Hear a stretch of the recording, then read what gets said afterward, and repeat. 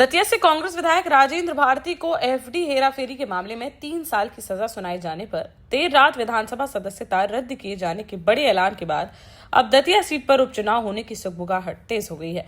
जहां राजेंद्र भारती की विधायकी जाने के बाद सबसे पहले आजाद समाज पार्टी के नेता दामोदर यादव का बयान सामने आया, जहां उन्होंने शुक्रवार सुबह अपनी सोशल मीडिया पर एक वीडियो जारी करते हुए उपचुनाव लगभग तय माने जाने पर अपने कार्यकर्ताओं को तैयारी के लिए जुट जाने की अपील की है। साथ ही कहा कि अपने सारे कार्यक्रमों को रद्द करके अब वह भी दतिया पहुंच रहे हैं और 2023 में जो भी कमी रह गई थी उसे अब वह पूरा करके मजबूती से उपचुनाव लड़ेंगे।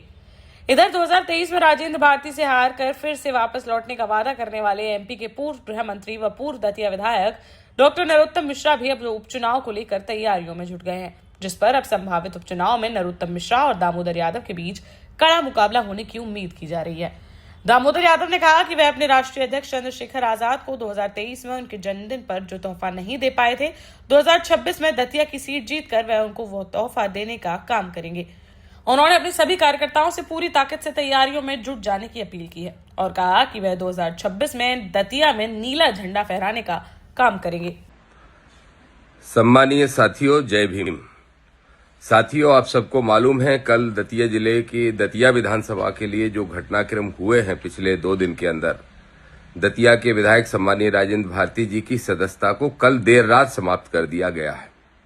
जो भी घटनाक्रम हुआ, नरोत्तम मिश्रा जी और राजेंद्र भारती जी के राजनीतिक संघर्ष में दतिया की जनता का बहुत नुकसान हो रहा है।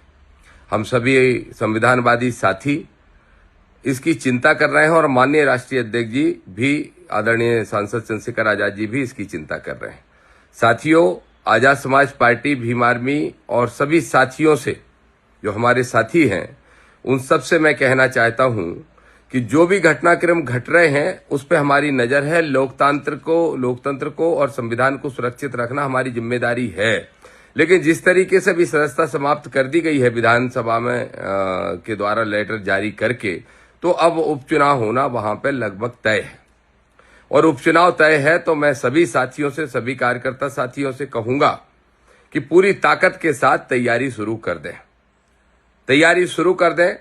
2023 के अंदर जो छोटी सी कमी रह गई थी, हमारे राष्ट्रीय अध्यक्ष जी को, आदरणीय सांसद जी भाई चंद्रशेखर आजाद जी को जो हम जन्मदिन पर तोहफा नहीं दे पाए थे, वो 2026 के अंदर हम देने का काम कर सकते हैं। मेरे एक जाबाज साथियों से मेरी अपील है, आग्रह है कि पूरी ताकत के साथ प्रदेश नेतृत्व भी लगेगा, जिले का नेतृत्व भी लगेगा, गांव-गांव का एक कार्यकर्ता लगेगा, लेकिन दतिया के अंदर हम नीला झंडा फहराते हुए आजाद समाज पार्टी का खाता खोलने का काम करेंगे, जो संभावित चुनाव है उसके अंदर, और लोकतंत्र की रक्षा करने का काम करेंगे। दतिया की जनता को ना लुटने देंगे, ना पिटने देंगे, ना भय में रहने देंगे।